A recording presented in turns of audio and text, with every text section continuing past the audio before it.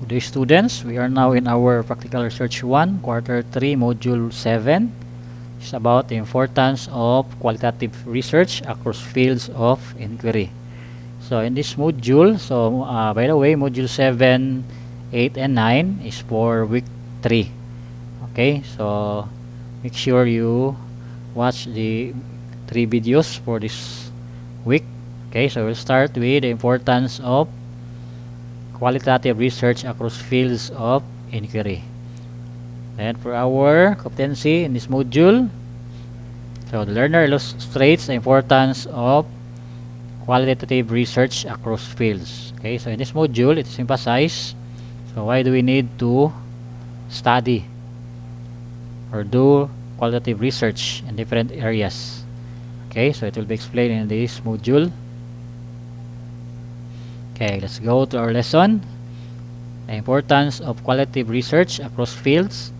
So what is qualitative research? Some authors like Frankel and Wallen 2007 define it as research studies that investigate the quality of relationship, activities, situations, or materials. It is described by its aims, methodology, and the kind of data collected to understand the different aspects of social life and phenomenon. While Dinset and Lincoln 2011, as cited by Criswell 2013, explained that qualitative research attempts to make sense of and interpret phenomena in terms of the meaning people bring to them.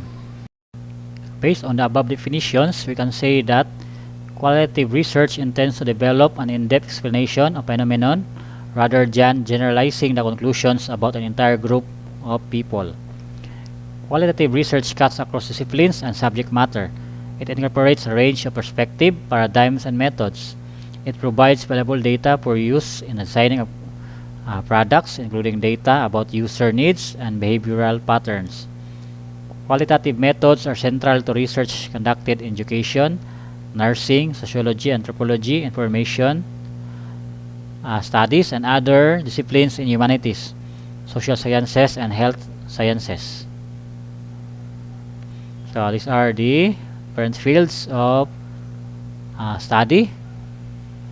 So in education, so the importance of qualitative research is it helps address concerns in social and cultural dynamics of a classroom or a school. It enables deeper understanding of experiences, phenomenon, and situations in a classroom or school. So this is the scenario. Teachers can design lessons with flexible learning paths to encourage students' participation in the classroom. Number 2, teachers can provide timely students' feedback. And number 3, teachers can develop a variety of student teaching activities to motivate students' learning. Okay, so those are the scenarios in which you can have your qualitative research so in the fields of education. So it already states also here the importance. Okay, so the meaning, deeper understanding of phenomenon. Example, like now we have this COVID-19. So what do you think is the feeling or the feelings of students nowadays that they don't have face-to-face classes? Okay, so you can have that as your study in a field of education. Okay, now let's go to sociology. It helps sociologists to answer questions that cannot be easily put into numbers to understand human experiences. Okay, so sociologists can develop and test their theories about human social interactions. Then number 2, social researchers can track societal developments across public sector through research. Okay, so sociology is a study of society. So by this, so qualitative research is important in this field because sociologists can study the interactions of people. So how do people behave, especially nowadays in this pandemic? So how do people perceive their health, their safety? Okay, so those are some of the concerns nowadays. Okay, in anthropology, it helps the anthropologists to gain understanding between the interactions among respondents, so their comments, perception, views, opinions, and ideas of people. So anthropologists may develop insight into topics in order to solve real-world problems like racism, sexism, malnutrition, and environmental conservation challenges. Those topics can help design and plan investigations in research and development. Okay? Then for health sciences, it provides valuable insights into the ways doctors and hospitals conceptualize health, illness, patients, experiences, health services, policies, and many aspects of care delivery. So doctors and hospitals can develop and discover new treatments which work better for patients. So this is the importance of doing qualitative research in terms in the field of health sciences. Then for business, so this is for ABM students to inform initial branding, product testing, and to gain insight into who their potential customers are likely to be. So can provide a picture of consumer habits. So can provide answers about your customers' desires, fears, hesitations, and doubts. So a businessman can carry out market research to understand the emotional reactions of people in their decisions in buying a particular product or service. Okay, so you see the importance of doing business research using qualitative approach. So it gives a lot of information, especially if you're a businessman or a consumer. So especially if you are fond of going to online shopping like Lazada, Shopee, okay, you can have the study in this area. Economics, so it provides a basis for nearly all government policies in our economic system. Can be an aid to economic policies and important in devising alternative policies. So the government develop an economic policies such as privatization, deregulation, lower taxes, less regulation to stimulate private sector investment. Okay. Then for psychology, it helps psychologists to gain an understanding of the meaning of non-numerical data in order to gain insights into various psychological phenomenon. So psychologists can examine common patterns of behavior among teenagers nowadays with the use of qualitative research. So psychologists can also conceptualize new theories, concepts, and products. So that is the field of psychology. Okay, let's have now this activity. Let's do this. So load the boxes. So read the following abstract and answer the questions that follow. So this is the title, Quality Education for Native Filipinos, a phenomenological case study of indigenous learners. So this is by Sapariwa Mablaka. So this is the abstract. So most modern societies are interested in including everyone in the development and growth of their nations. It is no different from the Philippines. Many government and private institutions have developed programs to promote education for indigenous people. In fact, some educational organizations have decided on extreme measures to take education to the mountains where indigenous people live. Some extreme plans are based on the discovery that moving indigenous young people to urban setting for schooling has not been too successful. With all the efforts of educating indigenous people, little is still known about the strategies that are effective because a large number of such programs are unsuccessful. This qualitative pedagogical case study reports on the best practices of private school system of indigenous students in Mindoro, Philippines.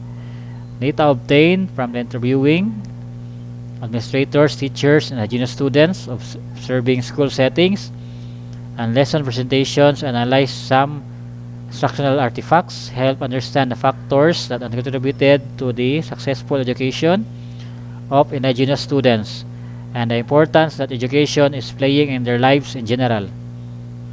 This study will provide some guidelines that can be helpful in promoting effective education for indigenous people learners. Okay, questions. So what are the issues or problem explored in this study? So based from the abstract.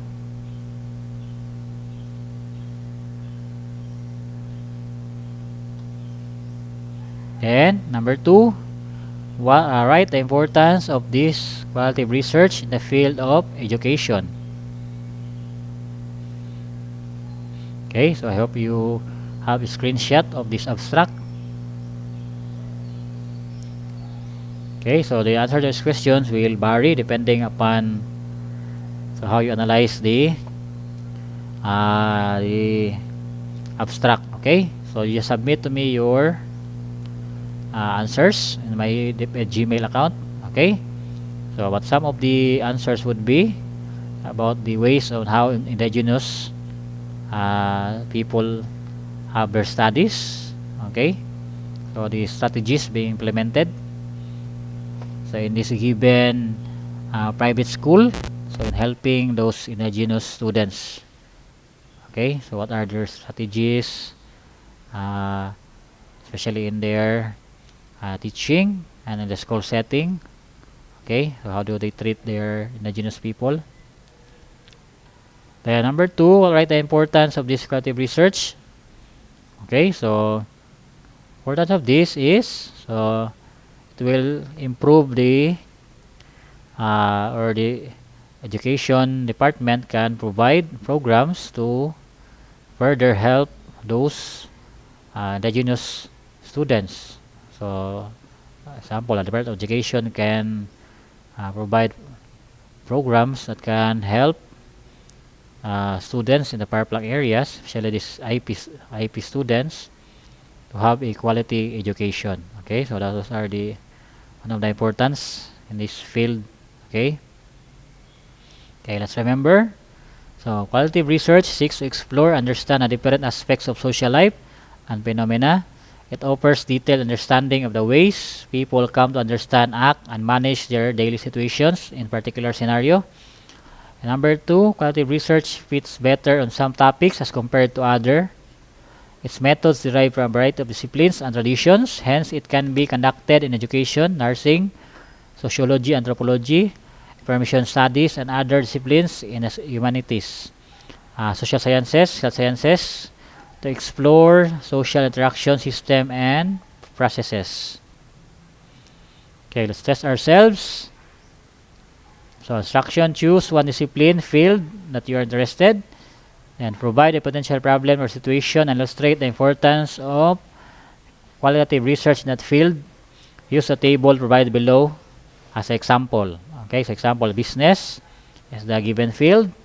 So potential problem, a small clothing store, difficulty establishing brand recognition and online market dominated by widely recognized brands.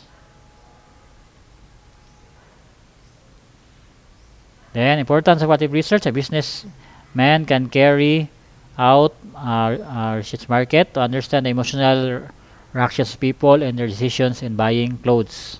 Okay, that's the importance. So here you choose your field that you are interested. So answers may vary. So submit your results to me in my Gmail account. Okay. So if you have questions and clarifications, so you can contact me in my Facebook account. So just PM me for your inquiries. Okay, so see you in our next discussion.